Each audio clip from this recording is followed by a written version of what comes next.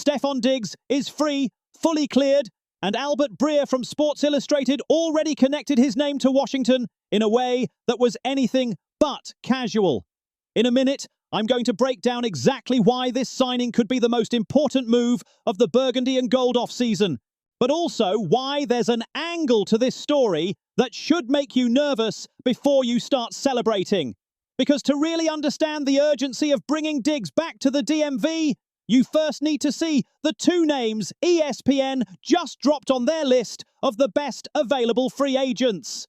Two players who were wearing Washington jerseys last season, two holes that this current roster still has no answer for, and one of those holes is the single strongest argument for Peters to make that call today. And just when you think you have the full picture, there's a story about Javon Kinlaw that nobody in the DMV is telling correctly. Everyone is calling him the most expensive mistake in franchise history. $45 million, 0 sacks.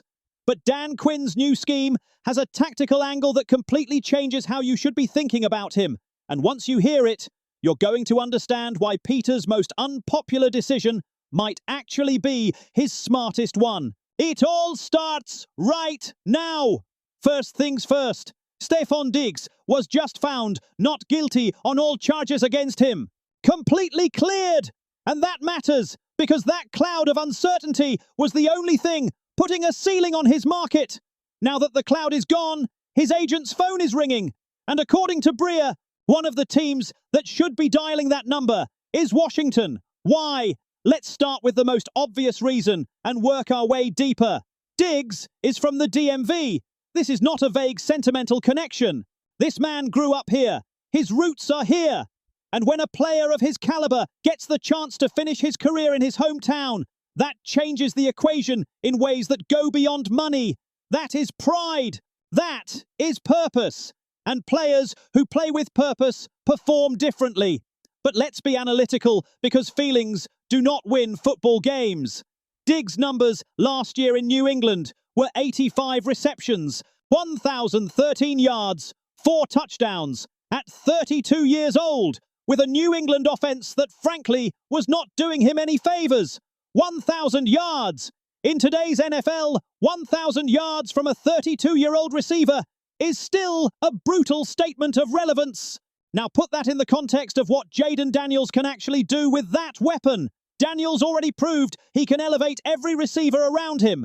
His ability to read defenses pre-snap, to process information quickly, and to place the ball in tight windows is what makes his teammates look better than they are. Diggs does not need anyone to make him look better.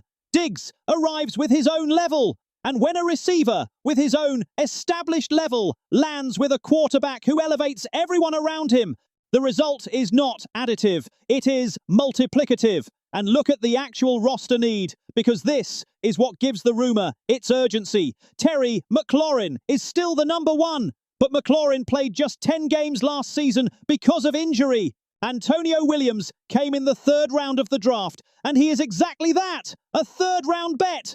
Brandon Ayuk is the name everybody keeps bringing up as a potential addition when the Niners eventually cut him.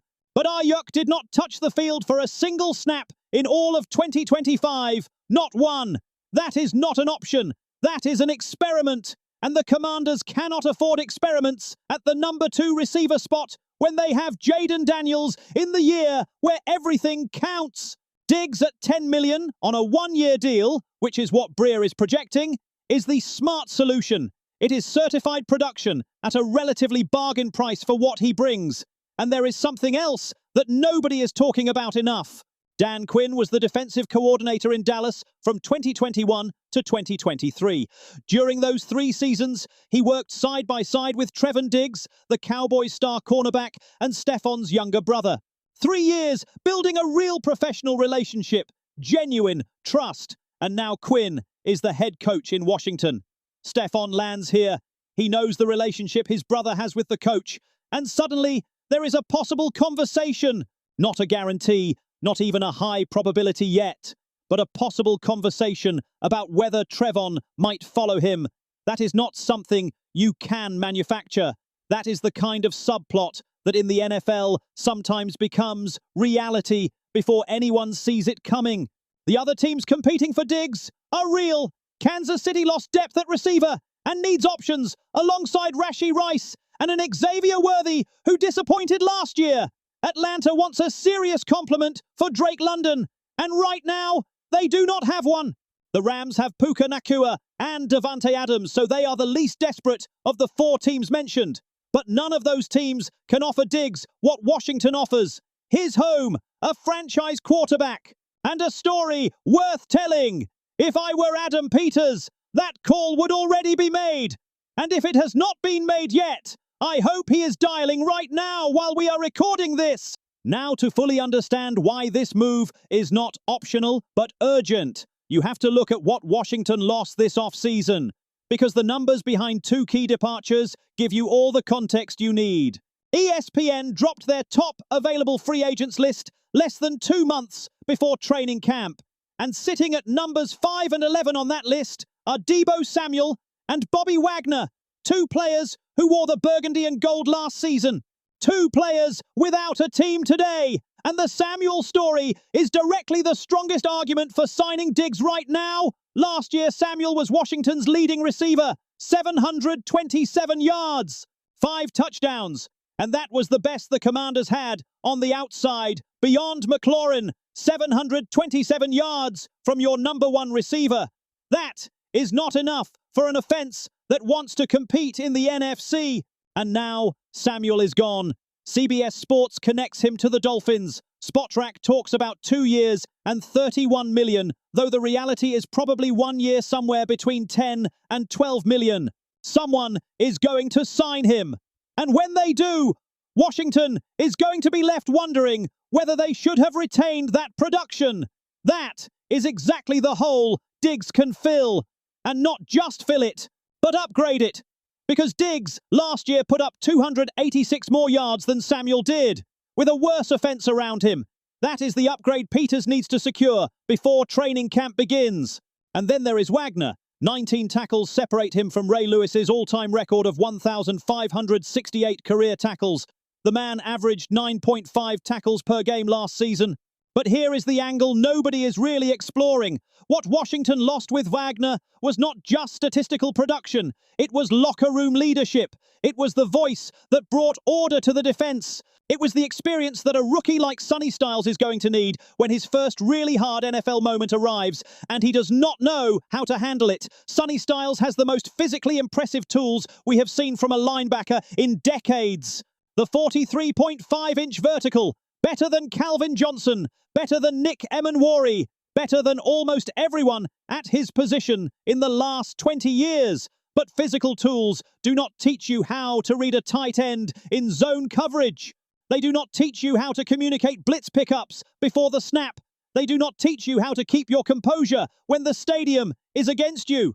Wagner knew all of that, and now Washington has to find that mentorship somewhere else. The departures of Samuel and Wagner leave real holes. Samuel's is the most urgent, and Diggs is the most logical answer available on the market today.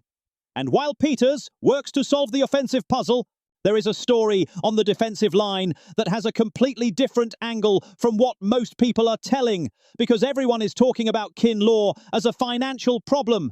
But I want to talk about Kinlaw as a tactical opportunity that depends on something very specific. Everyone is calling Javon Kinlaw the most overpaid player in the NFL right now. Bleacher Report put him on the list of players who could get cut before week 1.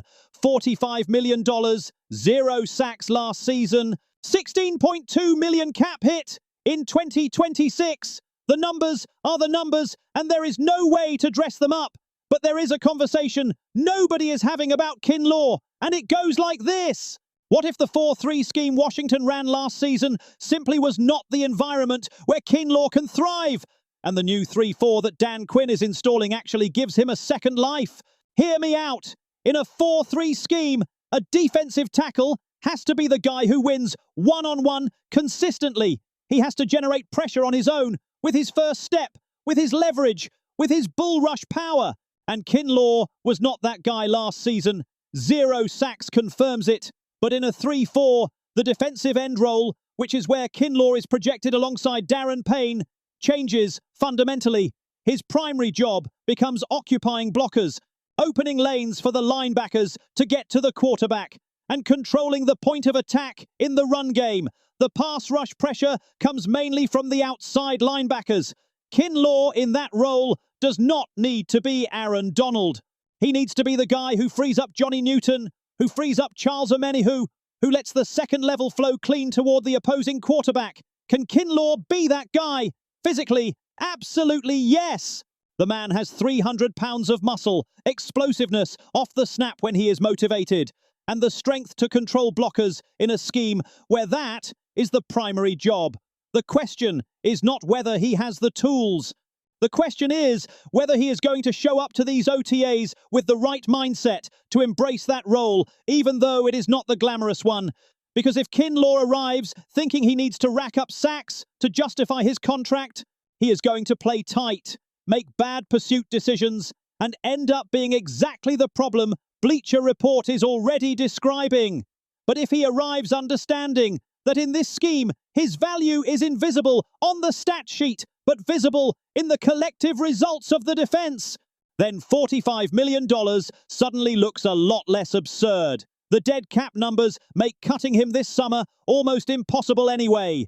$15.5 million in dead cap against $700,000 in savings. Peters is not making that move in 2026. Kinlaw has one season to redefine his narrative inside a scheme that, if he embraces it fully, could be exactly what he needed from the beginning. The ball is in his hands, and the new scheme might be his best ally if he decides to use it.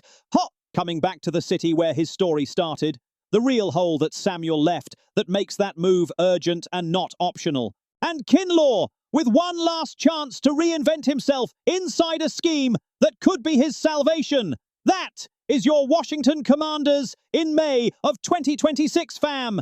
And this is just getting started. One question for the comments right now. If you had to choose today, do you sign Diggs and give Jaden Daniels that weapon on the outside? Or do you bet everything on Antonio Williams exploding as a rookie and save that cap space for another move? I want to read your answers below. And if you are not subscribed yet, this is the spot where the Commanders conversation never stops. Raise hail. I will see you in the next one.